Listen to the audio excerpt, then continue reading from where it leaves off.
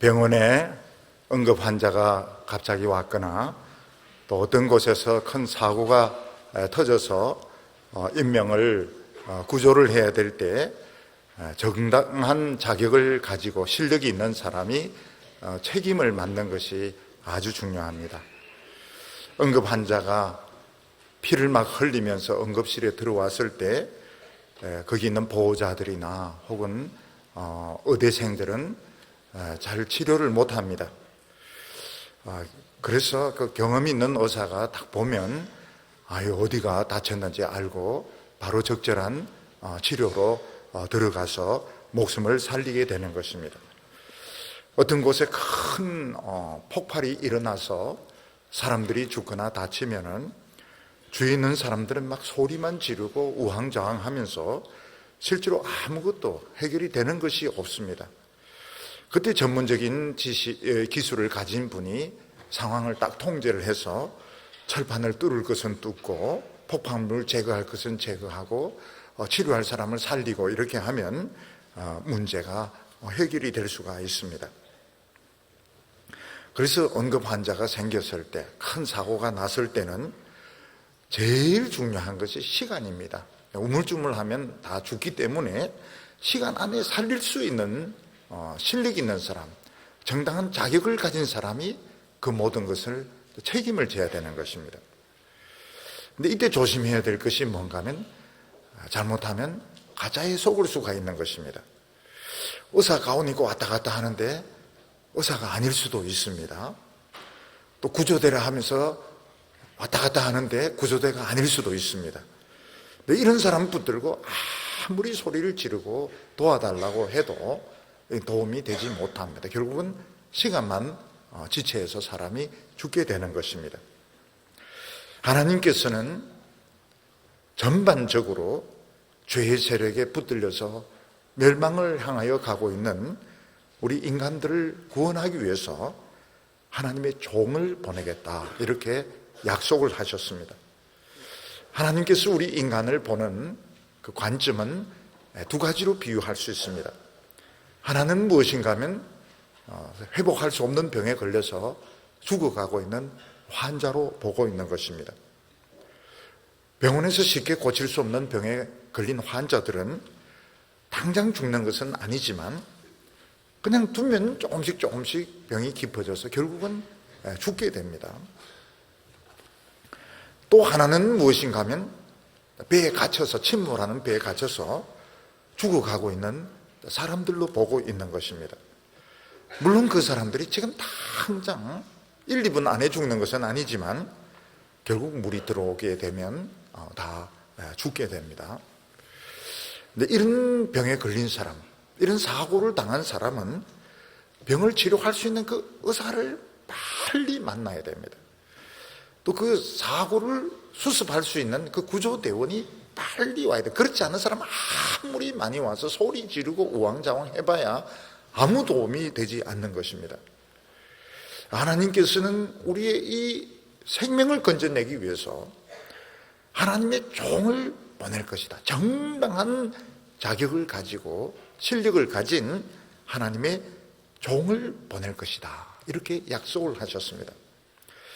그래서 우리 인간들이 정치인을 붙들고 막 도와달라고 한다든지, 돈이 많은 사람 붙들고 도와달라든지, 어떤 전쟁 영웅을 붙들고 도와달라 이렇게 해봐야 사실은 해결이 안 되는 겁니다. 시간만 지체하는 것입니다.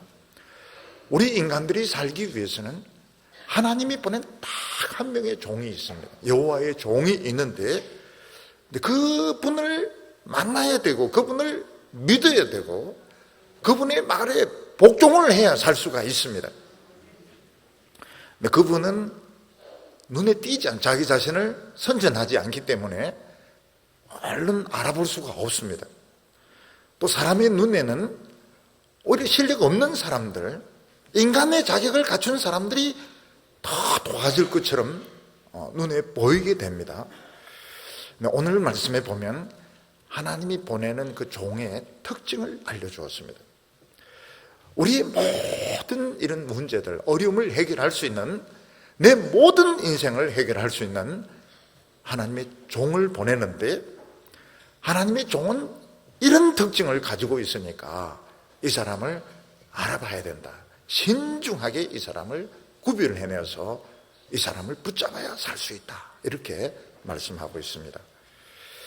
그래서 오늘 우리는 이사야서 본문 말씀을 통해서 지금 우리는 어떤 상태에 있는가, 그리고 살기 위해서는 뭘 붙잡아야 되는가, 직장을 붙잡아야 되는가, 대학을 붙잡아야 되는가, 정당을 붙잡아야 되는가? 아닙니다. 이런 특징을 가진 여호와의 종을 붙잡아야 되고 무조건 믿어야 된다고 말씀하고, 여기에 살 수 있는 유일한 길인 겁니다. 그렇게 하지 않는 사람은 아직 인생의 심각함을 모르고 있는 사람입니다.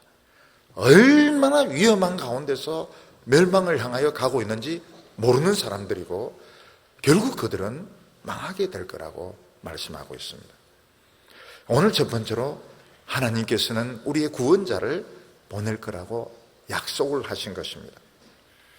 하나님께서는 수많은 문제에 부딪혀서 하루하루 죽어가고 있는, 멸망을 향하여 가고 있는 우리 인간들을 살리기 위해서 하나님의 종을 보내신다, 이렇게 약속을 하셨습니다. 그분을 알아보고 그분을 붙들면 사는 것이고, 딴 사람 붙들면 시간 낭비하고 결국은 망하게 되는 것입니다. 중요한 것은 뭔가 하면 이분이 도대체 어떤 분이길래, 하나님이 보낸 이 종은 어떤 분이길래 내 모든 실패와 내 모든 인생을 해결할 수 있느냐, 그것을 하나님께서는 설명을 하셨습니다. 이사야 42장 1절 말씀을 보면, 내가 붙드는 나의 종, 내 마음에 기뻐하는 자, 곧 내가 택한 사람을 보라. 내가 나의 영을 그에게 주었은즉 그가 이방에 정의를 베풀리라. 이렇게 말씀하셨습니다. 하나님께서 보내실 구원자는 어떤 사람입니까? 하나님이 붙드는 사람이라고 말했습니다. 우리가 어떤 사람을 붙든다 하는 것은 무슨 뜻입니까? 전적으로 의지하는 것을 말합니다. 그 사람을 전적으로 신뢰하고 그 사람을 의지하고 그 사람에게 모든 것을 다 맡길 때 내가 그 사람을 붙든다, 이렇게 말합니다. 그러니까 하나님께서 우리를 구원하시는데 그냥 구원하시는 것이 아니고 절대적으로 믿고 신뢰하는 종이 있는 것입니다. 우리가 이런 것을 보면 이 여호와의 종이 얼마나 실력이 있는지, 또 얼마나 신실한 종인지 우리가 알 수가 있습니다. 예를 들어서 국가를 경영하는데 대통령이라고 해서 모든 걸 다 할 수 있는 게 아닙니다. 대통령도 구체적인 것은 모릅니다. 근데 대통령의 그 참모 중에서, 장관 중에서 경제 문제에 굉장히 뛰어난 사람이 있을 때 대통령은 그 사람 붙들고 이제 경제 문제를 처리해 나가는 것입니다. 또 어떤 사람이 군사 문제에 아주 탁월한 사람이 있을 때 군사 문제는 그 사람을 붙들고 일을 처리하게 되는 것입니다. 마찬가지로 하나님께서 우리 인생의 문제를 풀어나가는 데 있어서도 너무 실력이 뛰어나기 때문에, 너무너무 신실하기 때문에 하나님이 전적으로 믿고 그 사람을 통해서, 오직 그 사람을 통해서 우리를 구원하시는 분이 있는데, 바로 그분이 하나님이 보내시는 여호와의 종인 것입니다. 그래서 하나님께서 우리를 구원하는데 딴 사람을 통해서 하지 않습니다. 이 사람, 전적으로 이 사람의 실력과 전적으로 이 사람의 그 성실성, 그걸 믿고 하나님은 우리를 구원하시는 겁니다. 그러니까 얼마나 실력이 있는 사람인지, 얼마나 성실한 사람인지 우리가 알아야 되는 겁니다. 그런데 이 종은 누군가 하면 하나님이 기뻐하는 자라고 말했습니다. 기뻐하는 자라 하는 것은 하나님에게 제일 소중한 사람인 것을 말하고, 사실은 하나님의 하나밖에 없는 아들을 두고 말하는 것입니다. 보통 사람들이 다른 사람에게 자기 부인을 소개할 때 나에게 제일 소중한 사람입니다 이러면은 부인을 말하는 줄 압니다. 딴 여자를 보고 내인데 제일 소중한 여자입니다, 바람둥이입니다. 그거는 있을 수가 없는 일이죠. 신문에서 막 욕을 할 겁니다. 저 정신 나간 놈이 어떻게 다른 여자를 보고 제일 소중하다고 하느냐고. 하나님 그 아들을 제일 소중하게 생각하셨습니다. 온 우주보다도, 천사보다도, 우리 인간 모두보다도 하나님에게는 이 아들이 제일 소중했습니다. 어떤 부모는 자기 아들을 소개하면서 제일 애를 먹이는 녀석이죠, 이렇게 소개하는 분도 있고, 어떤 엄마는 제 원수입니다, 이렇게 소개하는 분도 있습니다. 근데 사실은 말로만 그런 것이지 실제로는 자식은 제일 소중한 것입니다. 하나님에게 있어서 보낸 이 종은 천사가 아닙니다. 하나님에게 제일 소중한 사람, 하나님의 아들을 우리에게 보내시는데, 이 하나님의 종은 그 존재 자체도 하나님에게 기쁨이 되지만 그가 하는 말들, 하는 행동도 100% 하나님의 뜻에 일치가 되는 것입니다. 그래서 다른 어떤 인간들하고 대체가 될 수가 없습니다. 유일한 분이십니다. 우리를 구원하는 데 있어서 유일한 분이십니다.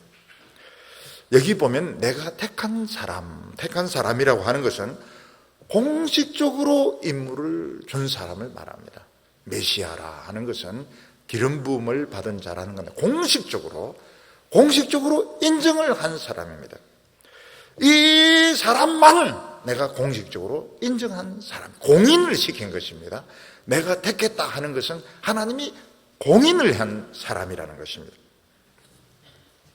그래서 우리가 이 모든 실패와 불행과 위기로부터 구원받을 수 있는 유일한 길은 하나님이 공인하신 분, 너무너무 실력이 있어서 하나님이 전적으로 의지하는 분, 그리고 하나님의 제일 아끼시는 아들, 요 분을 찾아서 믿는 것이 우리가 살 수 있는 유일한 길인 것입니다.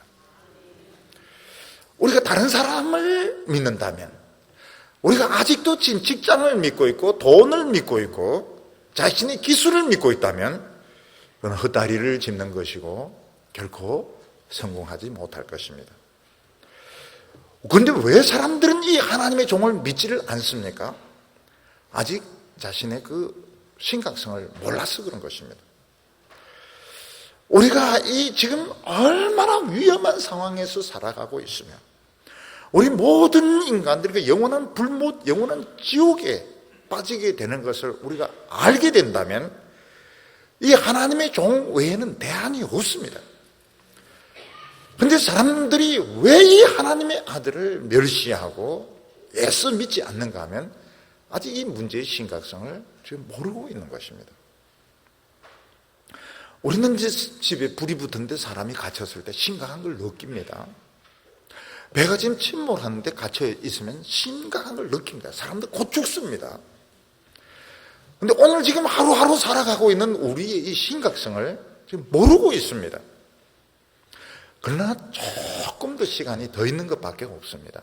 지금 불타는 집에 있는 사람, 갇힌 배에 있는 사람보다 시간이 조금 더 있는 것밖에는 차이가 없고 지금 모든 인간들은 멸망을 향하여 가고 있습니다.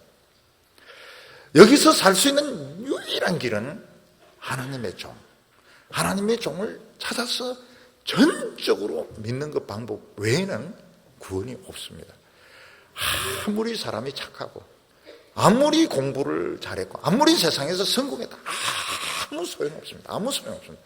전부 다 멸망합니다. 그러나 이 세상에서 능력도 없습니다. 재주도 없습니다. 실패를 했습니다. 이 종을 만나면 사는 겁니다.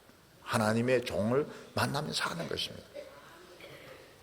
그러면 오늘 두 번째는 이 하나님의 종의 특징입니다. 우리가 어떻게 이 하나님의 종을 분별을 할 것인가 하는 것입니다. 우리가 이 하나님의 종을 이제 알아보려고 하면 특징을 알아야 되는데 이분은 자신의 신분을 드러내지 않습니다. 자기 자신을 선전을 하지 않습니다. 그리고 겉으로 보기에 대단하지가 않습니다. 그래서 사람들은 여호와의 종을 몰라보게 되어 있습니다. 근데 오늘 성경 말씀을 읽는 사람은 여호와의 종을 분별할 수 있습니다. 결국은 살게 되는 것입니다. 이 하나님의 종, 하나님이 보내시는 구원자의 첫 번째 특징이 무엇인가 하면 성령을 우리에게 주시는 겁니다. 1절 하반절 보면 보라 내가 나의 영을 그에게 주었은즉, 하나님이 하시는 가장 놀라운 것이 뭔가 하면 인간에게 하나님의 영, 하나님의 스피릿을 주시는 것입니다. 하나님은 우리를 어떻게 위기에서 살리십니까? 성령을 주셔서 우리를 변화시킴으로 우리를 살게 하시는 것입니다. 그래서 하나님이 보내신 이 종은 굉장한 학자가 아닙니다. 정치인도 아닙니다. 영웅도 아닙니다. 예술가도 아닙니다. 그분은 우리에게 성령을 주시는 분입니다. 그분은 성령을 주시기 위해서 자신이 먼저 성령을 받습니다. 자신이 먼저 성령을 받고 우리에게 성령을 줍니다. 이게 굉장히 중요합니다. 우리에게 성령을 주시기 전에 자신이 성령을 받습니다. 그리고 자기가 받은 성령을 또 우리에게 주십니다. 이걸 이제 두 가지로 이제 비유를 좀 하고 싶은데요. 옛날에 우리 인류에게는 이 백신이 없었습니다. 백신이 없으니까 몸 안에 병균이 침투하면 바로 죽는 것입니다. 사람들 몸 안에 병균이 들어오면 죽습니다. 병균을 주사하면 즉사를 하게 됩니다. 그런데 정말 우연히도 이 병균을 소에게 이제 주사를 주어서 그 혈청을 뽑아가지고 우리 인간에게 주사를 주니까 면역성이 생겨서 아마 수천만 명이 살았을 겁니다. 이 백신 때문에 수천만 명이 병에서부터 살게 되었습니다. 마찬가지로 우리에게 바로 성령이 오시면 죽습니다. 폭발해서 다 죽습니다. 근데 하나님의 아들이 육신을 입고 오셔가지고 성령을 먼저 받으셨습니다. 예수님이 요단강에서 성령을 받고 올라오실 때 성령이 비둘기 모양으로 임하셨다고 말했습니다. 왜 성령은 원자 폭탄처럼 버섯 구름처럼 딱 이렇게 나타나지 않고 비둘기 형상으로 임하셨을까요? 예수님은 죄가 없기 때문에, 예수님 안에 하나님의 신성이 충만하기 때문에 거부 반응이 없었던 겁니다. 거부 반응이 없어서. 그래서 그 강력한 성령이 임하는데도 예수님은 죽지 않습니다. 폭발하지 않습니다. 그래서 예수님은 그 성령의 능력을 가지고 설교하시고 병자를 고치시고 귀신을 쫓아내시고 많은 기적을 행하셨습니다. 그리고 예수님은 그 성령을 가지고 십자가에서 못 박혀 죽고 부활하셨을 때 우리에게 성령을 주실 수 있게 되었습니다. 그래서 오순절에 다락방에서 성도들이 모여서 기도할 때 불같은 성령, 바람같은 성령 막 임했는데 한 명도 안 죽었습니다. 오히려 전부 성령 충만을 받아서 방언을 했습니다. 담대하게 하나님의 진리를 막 전구했습니다. 불같은 부흥의 역사가 일어나게 되었습니다. 그래서 우리 인간에게 일어날 수 있는 최고로 위대한 일이 뭔가 하면 성령이 우리에게 임하는 겁니다.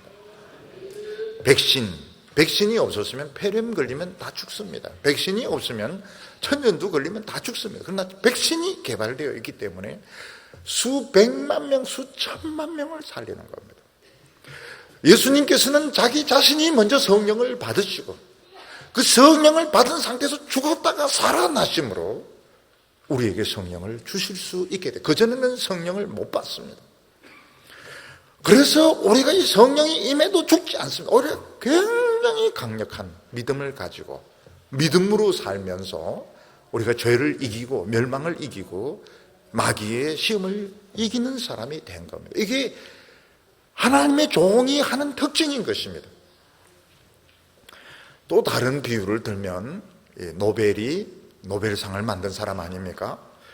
이 사람이 이제 폭탄을 연구하던 사람인데 니트로글리세린이 액체입니다. 폭탄인데 액체입니다. 폭발력은 엄청난데 조금만 흔들려도 폭발하고 이러니까 이동하고 사용하는데 너무너무 어려운 것입니다.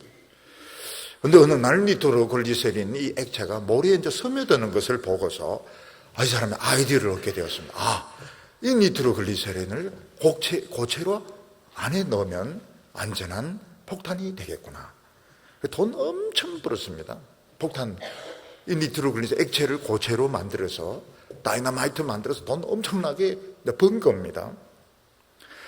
마찬가지로 우리에게 가장 놀라운 것은 엄청난 폭발력을 가진 하나님의 성령이 우리 육체 안에 이제 스며들어서 아주 안전하게, 정말 찬송을 해도 안전하고, 기도를 해도 안전하고, 말씀을 듣고 설교해도 안전하고, 이게 최고의 기적이고 이적인 것입니다. 구약시대 때는 하나님의 이 능력을 성막이라는 텐트로 이렇게 쌓는데 성공을 했습니다.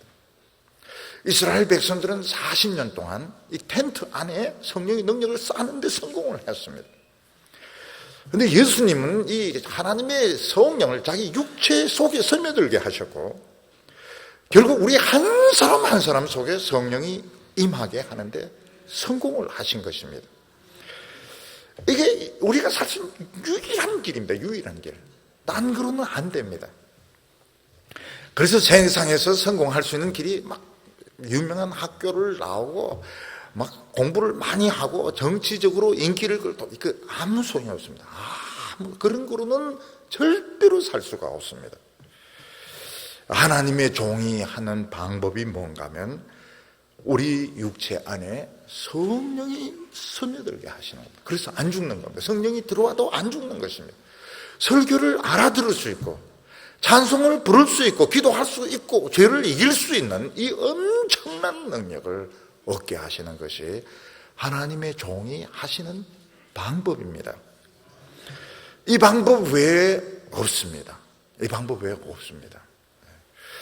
그래서 부모님들도 좀 생각이 있는 분은 공부 억지로 시킬 필요가 없습니다. 자꾸 애들 성령 받도록 이렇게 해야지, 성령 충만 받도록 이렇게 해야 되지, 공부 막 이놈의 자식아 공부해라 이렇게 할 필요가 없습니다. 공부 알아서 안 하고 알아서 하고 그렇게 합니다. 이 방법 외에는 없습니다. 이 방법 외에는. 저도 이 청소년 때 말이죠, 너무너무 성경이 읽고 싶어가지고 사실은 공부하려고 하면 막 성경부터 보고 그래서 공부가 너무 밀려가지고 아이고 이래가 되겠나. 근데 또 해내는 수가 있습니다. 열심히 또 하면 다 되는 겁니다. 그 애들을 성령 충만 받게 할 그 애들 막 찬송을 부르고 기도하고 이런 애들을 말이죠, 그냥 억지로 공부시키고, 이거는 굉장히 잘못 생각. 이 여호와의 종, 아이들에게도 여호와의 종을 만나야 살 수 있는 것입니다. 여기 보면 그가 이방의 정의를 베풀리라. 이 정의는 우리가 생각하는 정의가 아닙니다. 세상이 말하는 정의는 법으로 옳으냐 틀리느냐, 그 법을 어긴 사람은 처벌하는 것이 세상의 정의입니다. 그런데 하나님의 종의 정의는 뭡니까? 모든 불의를 자기가 다 가져가 버리는 겁니다. 모든 불의를 하나님의 종이 책임지기 때문에 정의를 실현하는 것이고, 우리는 믿기만 하면 되는 겁니다. 우리는 믿으면 끝나는 겁니다. 그래서 세상에서 최고로 멋진 사람이 누굽니까? 세상에서 최고로 멋진 사람은 명문학교를 나온 사람이 아닙니다. 재능이 뛰어난 사람이 아닙니다. 스케이트 타고 막 5번 돌고 이런 사람이 아닙니다. 또 막 멋진 연예인도 아닙니다. 노래 잘 부르는 연예인도 아닙니다. 최고로 멋진 사람은 누굽니까? 성령이 스며드는 사람. 성령이 들어와서 이제 스며들어서 막 더 이상 스며들 수 없는 포화 상태가 이 충만한 거거든요. 충만한 거. 그 사람이 최고로 멋진 사람인 것입니다. 그래서 첫 번째로 여호와의 종을 어떻게 분별할 수 있느냐? 그분은 우리에게 성령을 주시기 위해서 자기가 성령을 먼저 받으신 분이시고, 자기가 찔려서 죽음으로써 우리에게 성령을 받도록 하신 그분이 하나님의 종입니다. 영웅이 아닙니다. 정치인이 아닙니다. 그리고 두 번째 이 하나님의 종의 특징이 뭐냐면 절대로 소리를 지르지 않는다는 겁니다. 소리를 지르지 않습니다. 소리 지르면 아닌 겁니다. 소리 지르면 이 여호와의 종이 아닙니다.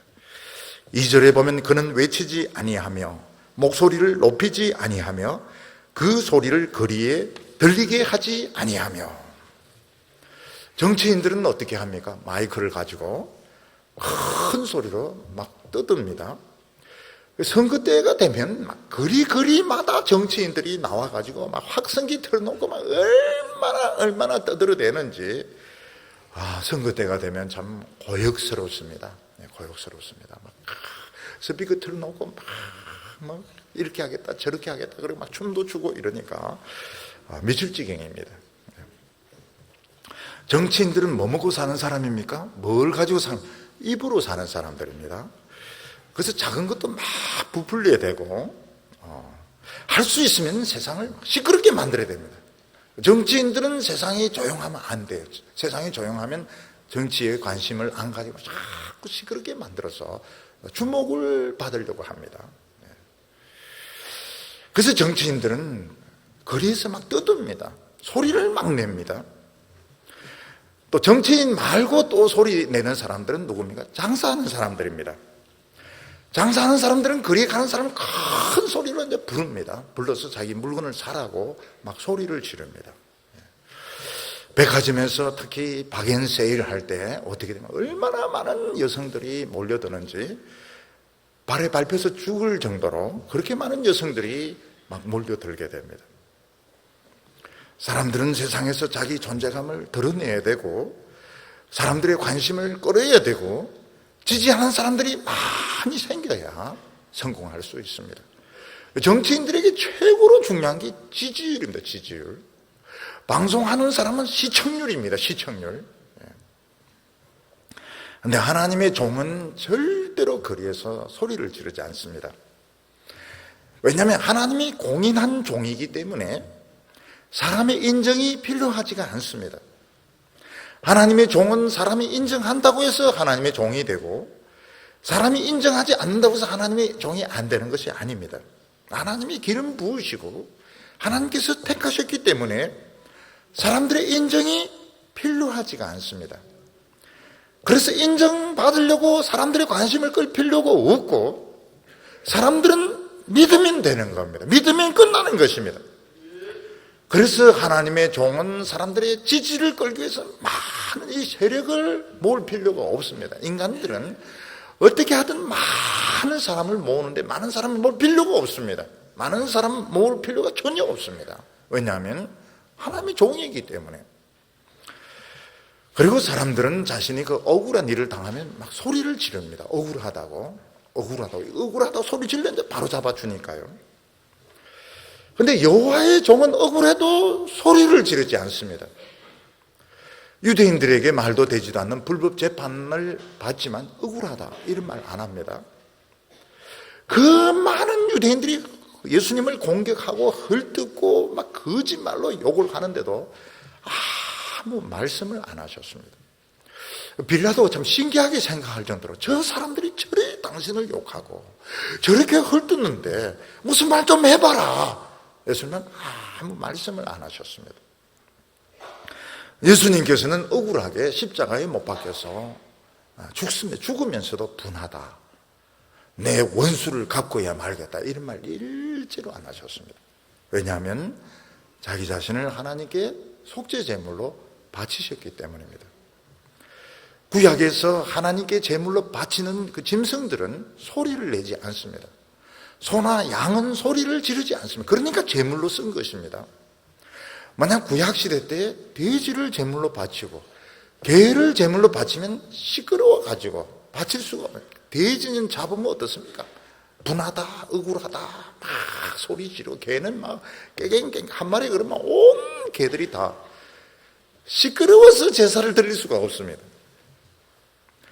예수님은 나는 하나님의 모든 걸 믿기 때문에 사람들과 다투지 아니하고 싸워서 이기려고 하지 않고 하나님의 그 의로운 판단을 믿고 그냥 묵묵하게 예수님은 참 남들이 보기엔 정말 미련할 정도로 너무너무 미련하다고 생각될 정도로 묵묵하게 그 모든 그 비난들, 그 모든 엉터리 재판들, 심지어는 그 사형까지 예수님은 감당을 하셨던 것입니다. 그래서 하나님의 종의 두 번째 특징이 뭡니까? 소리를 지르지 않는 겁니다. 사람을 모으려고 하지 않는 겁니다. 억울한 일 당했을 때 막 억울하다고 막 소리치지 않는 것입니다. 이 두 번째 이게 하나님의 종의 특징입니다. 세 번째로 하나님의 종의 특징이 뭔가 하면 약한 자들, 마음이 상한 자들을 절대로 버리지 않는 것입니다. 그들을 끝까지 지켜주시는 것이 하나님의 종의 세 번째 특징입니다. 그래서 3절에 보면 상한 갈대를 꺾지 아니하시고 꺼져가는 등불을 끄지 아니하시고 진실로 정의를 시행하며. 갈대는 정말 약한 나무기 식물이기 때문에 손으로 꺾을 수 있습니다. 그래서 섹스피어는 뭐라고 말했는가 하면 여자의 마음은 갈대와 같다 이렇게 말했습니다. 요즘 여성들은 뭐라고 말합니까? 갈대는 남자다 이렇게 말합니다.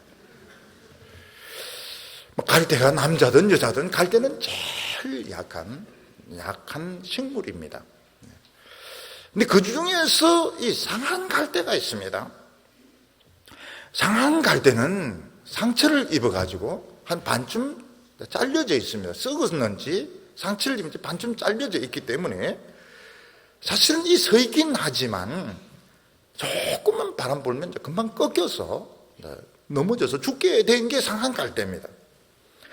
그러니까 겨우 지금 지탱을 하고 있고 사실은 죽은 것이나 마찬가지입니다. 그냥 겨우 지금 붙어 있는 것이지 살 수 없습니다.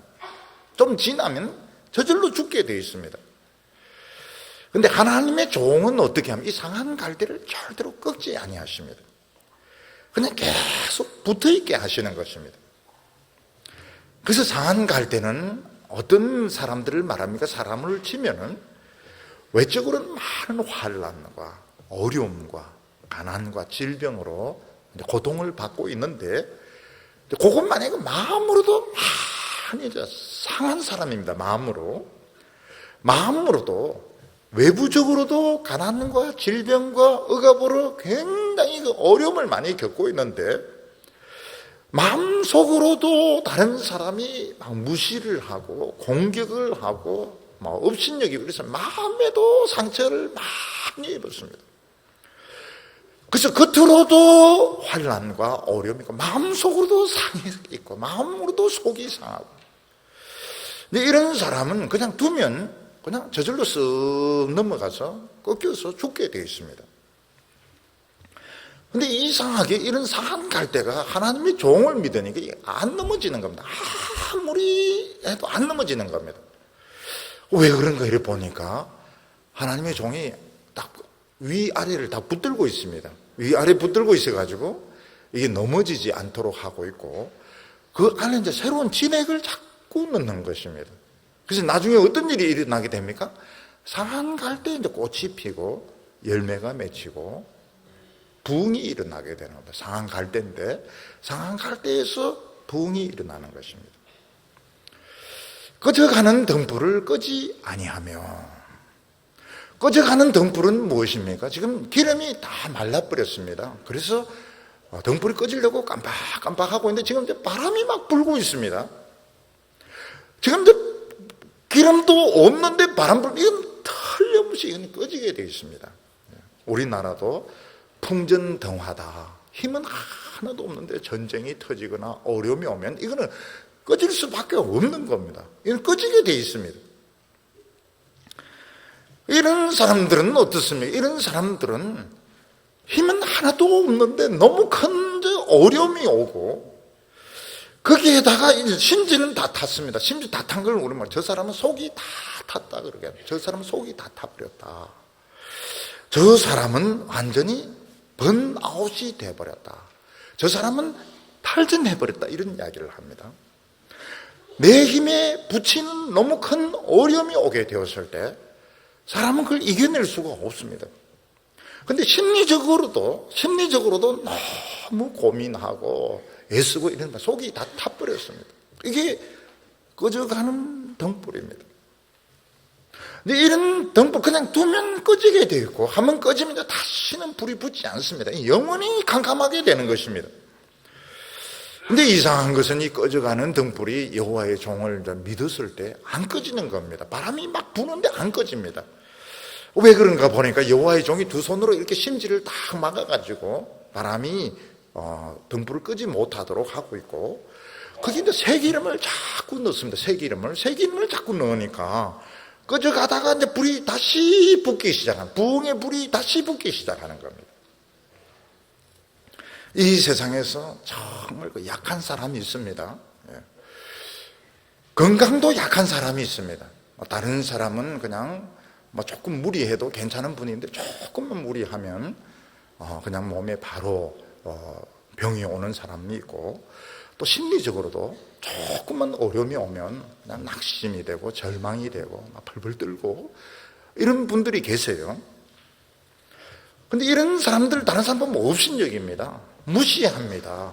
그리고 저거는 언제 죽냐, 언제 망하냐, 이런 식으로 사람들은 생각을 하는데, 안 꺾이는 겁니다. 안 꺾여요. 꺾여야 되는데 안 꺾이는 거예요. 오히려 막 새로운 싹이 막 나기 시작합니다. 왜 그런가 보니까 여호와의 종이 그 갈대를 잡고 있고 새로운 진액을 주시는 겁니다. 저 등불이 지금 다 됐습니다. 속도 다 타버렸습니다. 막 검은 연기 막 나면서 속이 새카맣게 다 타버렸습니다. 그런데 다시 불이 붙는 것은 여호와의 종이 새 기름을 주시기 때문에 그런 것입니다. 우리 성도들 보면 약합니다. 약하고, 기질적으로도 약하고, 세상적으로도 약하고, 또 심리적으로도 약합니다. 그래서 어려움이 오면 막 바람만 불면 다 꺾여질 것 같은 그런 약한 분들이 많이 계세요. 그런데 안 꺾입니다. 왜냐하면 여호와의 종이 붙잡고 있기 때문에. 어디를 붙잡습니까? 웃돌이, 아랫돌이 다 붙들고 있기 때문에 이게 안 꺾이는 겁니다. 바람이 불 때 손으로 이렇게 탁 잡아가지고 심지가 꺼지지 않도록 하고 새 기름을 막 넣기 때문에 다시 막 불이 붙기 시작하는 겁니다. 그래서 여호와의 종의 세 번째 특징이 뭔가 하면 약한 자를 절대로 쓰러지게 하지 않고 다시 재기하게 하는 겁니다. 여기 3절 끝에 보면 진실로 정의를 시행할 것이며, 세상의 정의는 무엇입니까? 강한 자가 살아남고 약한 자는 죽는 것이 세상의 정의입니다. 그런데 이 하나님의 정의는 무엇입니까? 이런 상한 갈대가 살아나는 것이 이게 정의입니다. 꺾였던 이 가지가 열매 맺는 것이 정의입니다. 꺼져가는 등불이 다시 막 타오르는 것이 정의인 것입니다. 그래서 우리가 이 성경을 볼 때 세상의 그 자스티스, 세상의 그 정의라는 거하고는 많이 다릅니다. 많이 하나님의 정의는 다릅니다. 하나님의 정의는 우리 교회 정말 약한 자매들, 정말 마음이 상한 자매들, 거기다 큰 어려움까지 당하고 개인적으로 큰 상처까지 당한 사람이 안 망하고 다시 부흥하는 것이 이게 하나님의 정의인 것입니다. 그래서 우리 성도들은 정의를 실현하시기 바랍니다.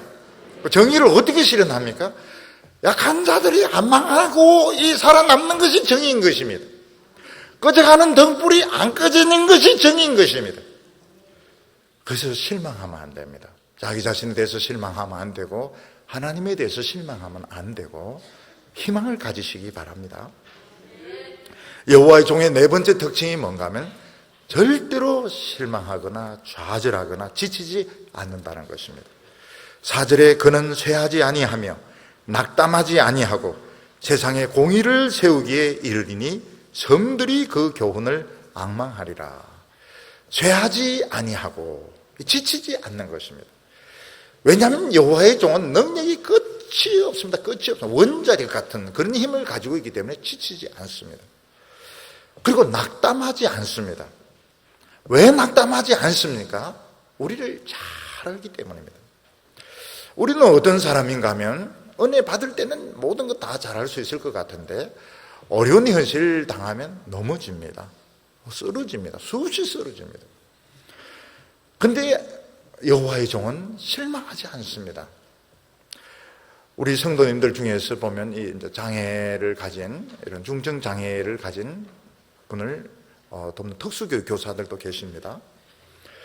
아이들이 잘 말귀를 못 알아듣고 또 이제 넘어지고 이래도 실망을 안 합니다. 왜 실망을 안 하는가 하면 그걸 다 알고 훈련을 받았고 또 그 일에 이제 헌신을 했기 때문에 실망을 안 하는 것입니다. 우리는 자기 자신에 대해서 실망할 때가 참 많습니다. 목사인데 왜 이럴까? 집사인데 왜 이럴까? 내가 참 성령 충만을 받았는데 왜 이럴까? 우리는 다 중증 장애인입니다. 무슨 목사입니까? 중증 목사입니다. 중증 장애인 목사입니다. 온전한 목사, 달리기 막 100m를 몇 분에 되고 아닙니다. 저는 절대로 그렇게 안 합니다. 100m 뛰는 거 진짜 진실로 싫어합니다. 우리는 하나님이 한두 번 말씀하셔도 못 알아듣습니다. 못 알아듣고 알아들어도 못합니다. 근데 하나님은 하나님의 종은 실망을 안 해요. 왜냐하면 그걸 다 알고 그 전문가이기 때문에 특수 교육을 받으셨기 때문에 실망을 하지 않습니다. 저는 제가 놀란 게 뭔가 하면 제주도에서 뇌성마비 환자들이 한라산에 올라갔다 내려온 겁니다. 야간에. 그거 장애인이 아닌 비장애인도 못하는 겁니다. 못하는데 갔다고. 맹인들도 등산 갔다고요. 지금은 이 장애인들이 지금 승리하는 시대입니다. 승리하는 시대. 서울의 어떤 학교는 그 발레를 하는데 청각 장애인이 발레를 합니다. 근데 떨어졌어요. 왜 떨어지는가 하면 안 들리니까 노래 끝났는데도 계속 춤을 추니까 떨어뜨린 거예요. 근데 나중에 이제 다시 이 사람이 합격을 했습니다. 합격을 했어요. 그러니까 애인이 딱 신호를 해줘야 되는 겁니다. 음악 끝났다는 걸 딱 이렇게 춤을 딱 마치는데, 우리 애인 춤 잘 춘다. 이러면서 끝났는데도 막 사인을 안 하는 바람에 돌고 또 돌고 이렇게 하니까 떨어져 버렸어요. 지금은 이 장애인들이 이걸 극복을 합니다. 극복을 합니다. 근데 사실은 우리가 장애인들입니다. 우리는 뭘 원합니까? 들어 누워가지고 아무것도 안 하는 걸 좋아합니다. 아무것도 안 하고 들어 누워가 텔레비 보면서. 그러면은 안 됩니다. 우리 일어나야 됩니다. 일어나야 돼요. 장애에서 일어나려면 제일 먼저 뭘 해야 됩니까? 텔레비를 꺼야 되는 겁니다. 그러면 징징거려도 소용이 없습니다. 징징거려도 불평해도 소용이 없습니다. 일어나야 돼. 일어나서 기도를 해야 됩니다. 기도해야 되고 하나님을 찬양해야 되고 또 직장에 나가야 되고 믿음으로 살아야 되고 막 넘어집니다. 수십 번 넘어지면 넘어져도 괜찮아요. 넘어져도 주님은 실망하지 않습니다. 베드로가 뭐라고 말했으면 어떤 사람이 잘못했습니다. 이렇게 똑같은 거 가지고 7번 용서해 줄까요? 참 7번 똑같은 걸 7번 하면 막 속이 뒤집어지죠. 근데 예수님 뭐라고 말했습니까? 70번씩 7번이라도 용서해라. 70번씩 7번 무한정으로 용서해라. 왜냐하면 늘 그걸 하셨으니까요. 늘 우리 보면 넘어지고 이런 걸 늘 해왔으니까 이걸 이제 이해를 하는 것입니다. 우리 성도님들 보면 참 이 장애를 가지신 분들 막 사랑하고 좋아하고 그런데 이 굉장한 복입니다. 굉장한 복입니다. 우리 청년들도 보면은 장애인들하고 다 이게 나중에 보면 인생을 살아가는데 얼마나 큰 복인지 몰라요. 근데 사실은 우리가 더 장애인입니다. 장애를 가진 형제들보다 우리가 더 장애인입니다. 예수님은 장애가 절대로 인생의 마이너스라고 말하지 않았습니다. 스스로 장애인이 되라고 말했습니다. 너희들이 차라리 눈 하나 없이 천국 가는 것이 눈 2개 가지고 지옥에 가는 것보다 낫다고 말했습니다. 눈 2개 가지고 지옥에 뻘겋게 막 타오는 것보다는 하나 가지고 천국에 가서 있는 게 훨씬 낫고 다리 하나 없이 그냥 천국에서 외발로 뛰는 것이 2발로 지옥에서 막 가는 것보다 훨씬 장애는 하나님 앞에 문제가 안 된다고 말했습니다. 요 뒤에도 또 나오는데요. 뒤에도 또 나옵니다. 이 장애 문제를 가지고 얘기하는데 전혀 장애가 은혜 받는데 문제가 우리가 사실은 더 장애인이라고 말하고 있습니다. 오늘 세 번째로 하나님의 종은 우리를 근본적으로 치료를 한다고 말했습니다. 5절에 보면 하늘을 창조하여 펴시고 땅과 그 소산을 내시며 땅 위의 백성에게 호흡을 주시며 땅에 행한 자에게 영을 주시는 여호와 하나님 여호와께서 이같이 말씀하시되 우리가 어떻게 이 세상을 살게 되었습니까? 하나님이 이 세상을 만드시고 우리에게 육체를 주시고 우리에게 영을 주시고 생명을 주시고 영을 주셔서 우리는 지금 살고 있는 것입니다. 우리 인간들이 하나님이 만든 세상에 살면서 하나님을 인정하지 않는, 이 말이 안 되는 것입니다. 말이 안 되는 것이에요. 어떤 사람이 다른 사람 집에 새들어 살면서 주인을 인정하지 않고 집을 부수고 팔아버리고 이러면 주인이 그걸 그냥 두지 않고 당장 쫓아내버리죠. 우리 인간들은 하나님이 만든 이 세상에 하나님이 주신 생명을 가지고 하나님 주신 영을 가지고 살면서 하나님의 존재를 인정을 안 하는 겁니다. 결국 방법은 하나밖에 없습니다. 우리 인간들은 다 죽어야 됩니다. 하나님에 대한 반역을 했기 때문에 죽어야 됩니다.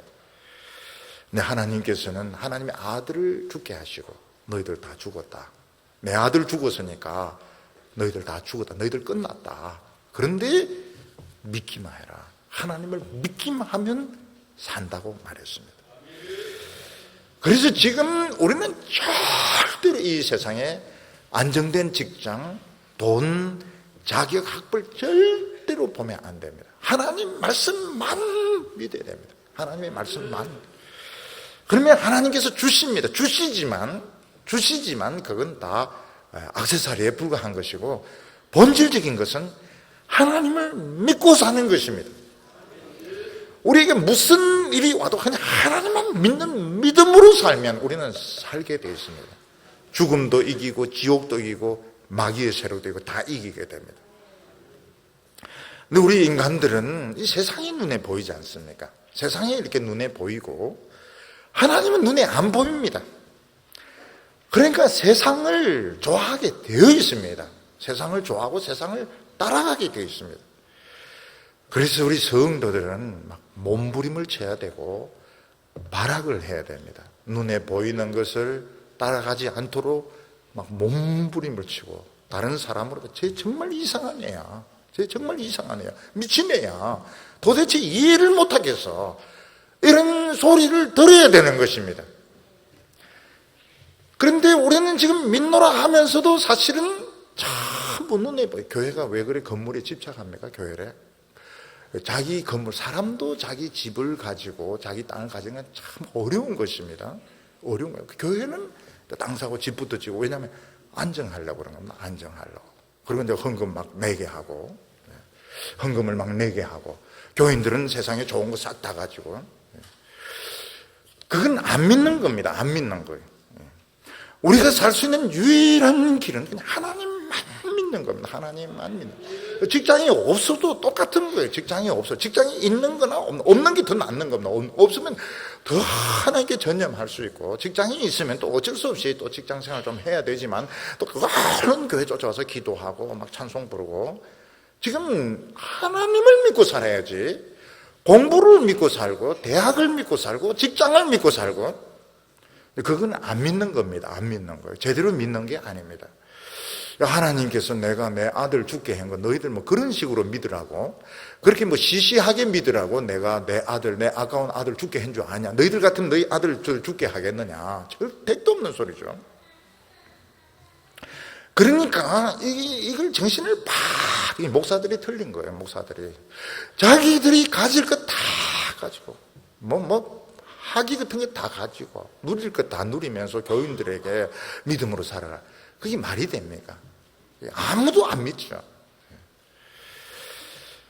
우리가 이 믿음으로 살라 그러면 반항을 해야 됩니다. 그래서 직장이 없고 먹고 살 수 없을 때 이게 참 좋은 찬스입니다. 굉장히 좋은, 세상이 나를 알아주지 않을 때 이게 굉장히 좋은 찬스입니다. 그때 막 교회 와서 막 하나님 부르짖고 막 찬송 부르고 막 미친 짓 하는 거예요. 미친 짓 하고요. 그러다가 뭐 직장 생활 하면 또 해야지, 또 어떻게 합니까? 어떻게 할 수 없으니까 또 해야 되죠. 6절에 나 여호와가 의로 너를 불렀은즉, 하나님이 우리를 부르신 거, 하나님의 종을 부르신 것은 이 의를, 하나님의 의를 이루기 위해서. 그래서 예수님의 이 가슴속에 늘 하나님의 의가 있었습니다. 세례 요한이 어떻게 당신이 나에게 세례를 받으러 옵니까? 내가 세례받, 하나님의 의를 이루어야 된다.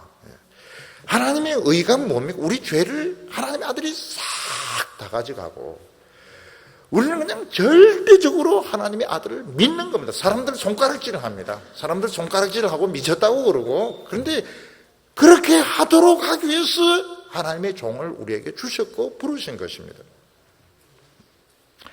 내가 내 손을 잡아 너를 보호하며 너를 세워 백성의 언약과 이방의 빛이 되게 하리니. 하나님의 종을 하나님은 끝까지 붙잡으셨습니다. 끝까지 붙잡으셨습니다. 그가 멸시천대에 당할 때도 그 손을 놓지 아니하셨습니다. 그렇게 한 것은 백성의 언약을 위해서로. 언약은 힘센 사람이 책임을 지는 것입니다. 우리의 모든 약점과 우리의 모든 실패를 하나님의 아들이 다 가져가는 것이 언약인 것입니다. 그걸 내가 책임질 필요가 없습니다. 책임져서는 안 됩니다. 그래서 우리 성도님들은 지금 상황이 아무리 어렵고 절망적이고 이래도 주를 찬송하셔야 됩니다. 하나님을 찬송해야 됩니다. 믿어야 되는 것입니다. 여기 보면 그가 얼마나 우리의 모든 것을 다 책임을 졌는지 7절에 내가 눈먼 자의 눈을 밝히며, 옛날 성경이 좀 분명하죠. 소경의 눈을 뜨게 하며 갇힌 자를 감옥에서 이끌어내며 흑암에 갇힌 자를 감방에서 나오게 하리라. 옛날에는 이 눈을 뜨게 할 수, 이게 제일 어려운 병이었습니다. 맹인들이 보지 못합니다. 근데 맹인들의 눈을 뜨게 하는 겁니다. 듣지 못하는 사람을 듣게 하는 것입니다. 말하지 못하는 사람을 말하게 하는 것입니다. 일어서지 못하는 사람을 일어서게 했습니다. 어떻게 이게 가능합니까? 우리의 모든 걸 예수님이 다 가져가셨기 때문입니다. 예수님이 전부 우리의 약점을 책임지셨기 때문에 우리에게 이런 치료의 역사가 일어나게 되는 겁니다. 불치의 병들이 치료가 되는 것입니다. 그래서 예수님이 이렇게 오셨을 때 맹인의 눈을 뜨게 했습니다. 듣지 못하는 자를 청각장애인을 듣게 했습니다. 일어서지 못하는 사람을 일어서게 했습니다. 왜냐하면 그 모든 약점을 예수님이 다 가져가셨기 때문입니다. 그래서 우리는 이 약점이 우리에게 불행이 되게 해서는 안 됩니다. 우리는 불행할 필요가 없어요. 예수님이 내 모든 약점을 다 가지고 가셨습니다. 감옥에 갇힌 자를 감옥에서 끌어냅니다. 왜 끌어냅니까? 예수님이 죄를 다 뒤집어 썼거든. 너희는 죄가 없으니까. 죄 없는 사람은 다 나와야 되는 겁니다. 예수 믿는 사람은 감옥에서 다 나와야 되는 것입니다. 흑암에 갇힌 사람은 거기서 나오게, 왜냐하면 빛이시기 때문에, 예수님이 거기 빛을 가지고 들어가시기 때문에 예수님이 계신 곳은 언제나 빛이 있는 것입니다. 예수님께서는 우리의 선천적인 후천적인 우리의 모든 이런 결함들을 예수님이 다 책임을 지셨습니다. 그래서 이걸 가지고 불행해 하지 마시기를 바랍니다. 이거를 축복의 기회로 삼으시기를 바랍니다. 주님께서 우리의 육체의 병을 다 낫게 하지 않습니다. 다 치료하지 않습니다. 우리 명인 형제들도 자매들도 그냥 병이 있으면, 그러나 이게 나를 불행하게 하는 거로 만들지를 마시기를 바랍니다. 나는 행복해야 된다. 나에게 이런 신체적인 장애가 있지만 나는 행복할 자격이 있다. 나는 가난한 집에서 컸지만 나는 행복할 자격이 있다. 나는 못생겼지만 매력은 있다. 이렇게 해가지고 어떻게 하든지 행복한 삶을 만들고, 누가 불행하게 만들려고 그러면 쫓아버리시기를 바랍니다. 절대로 네가 그렇게 다시 어두운 세계로 끌고 가려고 할 때 이걸 용납을 해서는 안 됩니다. 말씀이 없어지면 또 어두워지게 됩니다. 우리 성도님들이 이제 이걸 이제 경험을 하게 됩니다. 무슨 경험을 하게 되는가 하면 이제 유학을 가거나 이제 다른 데 가게 되었을 때 우리는 맨날 듣는 말씀인데, 맨날 듣는 말씀이고 지겨울 정도로 듣는 말씀인데 없습니다. 왜 없어가지고 다시 어두워지려고 할 때, 다시 내 인생이 캄캄해지려고 할 때 그 캄캄해지면 안 됩니다. 불을 밝혀야 됩니다. 거기에 굴복하면 안 되는 겁니다. 우리 인간이 얼마나 위대하게 만들어졌는지, 우리가 이 여호와의 종을 만나서 죄의 사슬을 끊기만 하면 엄청난 폭발력을 가진 사람이 됩니다. 여러분, 여성들이 약하지 않습니까? 남성들보다 약하지 않습니까? 근데 여성들이 막 기쁘면요, 남자들보다 훨씬 더 강합니다. 훨씬 못하는 게 없습니다. 너무너무 재능도 많고 힘도 있고 사랑도 넘치고.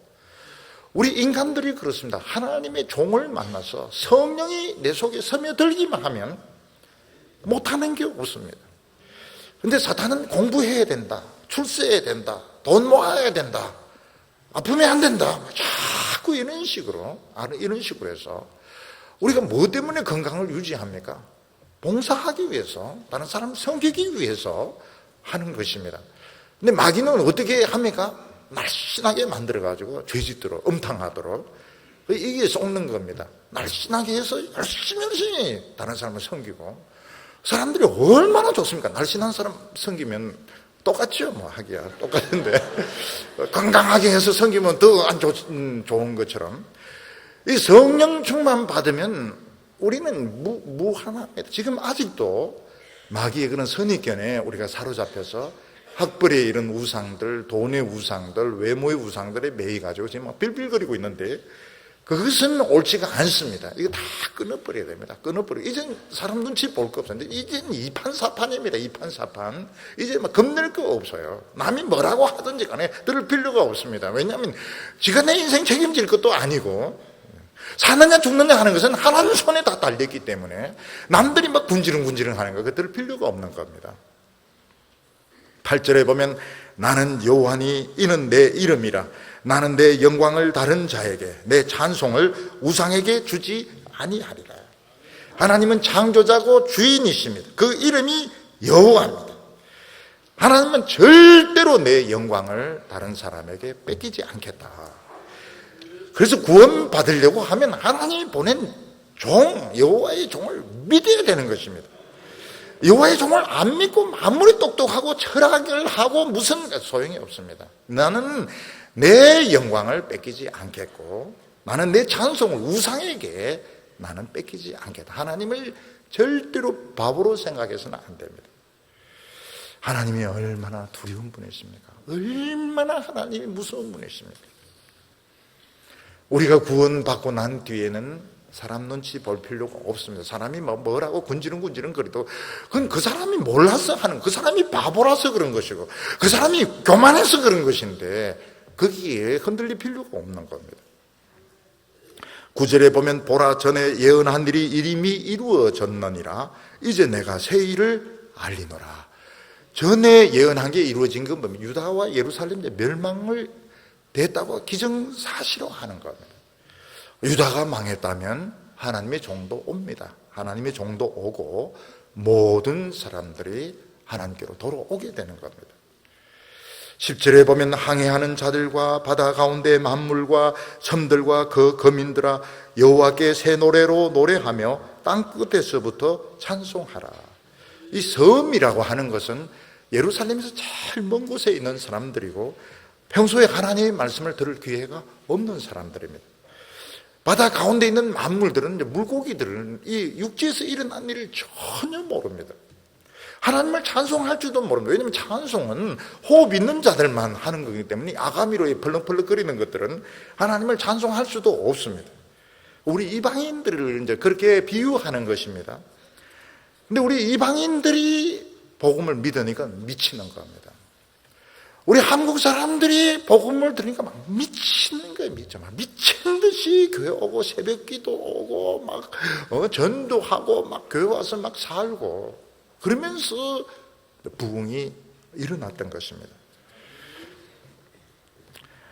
우리는 다른 사람 보기에는 상한 갈대와 같습니다. 겉으로도 뭐 대단한 그런 직장이 있는 것도 아니고, 부모님이 또 훌륭하신 것도 아니고, 또 속은 막 상할 대로 상해가지고 막 교회 올 때도 막 상한 갈대처럼 이렇게 해서 오는데 안 꺾입니다. 왜냐하면 하나님이 아랫도리 윗도리 다 붙잡아 주시고 또 진액을 주시기 때문에 싹이 나게 되는 겁니다. 우리는 깜박깜박하는 꺼져가는 덩불 같지만 꺼지지 않습니다. 왜냐하면 바람이 불어도 두 손으로 이렇게 막아주시고 그 안에 기름을 자꾸 주시기 때문에 불이 더 환하게 타오르게 되는 것입니다. 우리가 예수 믿고 난 뒤에 세상 것 보면 안 됩니다. 예수 믿고 난 뒤에 세상과 교회를, 하나님을 같이 붙잡으려고 하면 이거는 바람난 사람과 똑같다고요. 바람난 사람, 더블 데이터 똑같은 거예요. 그렇게 하면 안 됩니다. 그냥 한쪽은 포기를 해야 됩니다. 하나님이 주시면 그냥 귀찮지만 가지는 것이고, 안 주시면 더 좋은 것이고, 그냥 어떻게 하든지 하나님의 종을 만나고 난 뒤에 믿음으로 살겠다. 어려움이 와도 믿음이고, 어려움이 안 와도 믿음이고, 믿음으로 그렇게 해야 능히 구원을 받을 수 있지, 전부 다 가지려고 하면 못 삽니다. 결국은 실패를 하게 됩니다. 지금 이제 스스로 잘 믿는다고 하는 이게 실제로는 스스로 쏟고 있는 거예요. 하나님은 그렇게 안 가르쳤습니다. 쉽게 믿고 쉽게 인정받는, 이거는 스스로 실패하고 있는 것입니다. 우리 성도님들은 꼭 정의를 실현하시기를 바랍니다. 그 정의라고 하는 것은 상한 갈대가 꺾이지 않는 것이 정의입니다. 꺼져가는 심지가 꺼지지 않고 불이 붙는 것이 정의입니다. 끝까지 견디셔서 하나님의 축복을 체험하는 우리 성도들 되시기를 바랍니다. 기도드리겠습니다. 거룩하신 하나님 아버지, 우리가 이 세상에서 쉽게 돈 벌고 쉽게 성공하는 것 같지만 이것은 절대로 성공하는 것이 아닌 것을 가르쳐 주셨습니다. 주여, 상한 갈대와 같고 꺼져가는 등불과 같은 저희들을 지켜주심을 감사합니다. 중증 장애인처럼 늘 넘어지고 실패하는 저희들에게 실망하지 아니하심을 감사합니다. 오늘 무조건 하나님 믿게 하여 주시고 세상에 이런 줄들 다 끊어버리게 하여 주시고 하나님만 나의 하나님이 구세주가 되게 하여 주시고 여호와의 종만 붙들고 믿음으로 우리가 살아가게 하여 주시옵소서. 예수님의 이름으로 기도하옵나이다.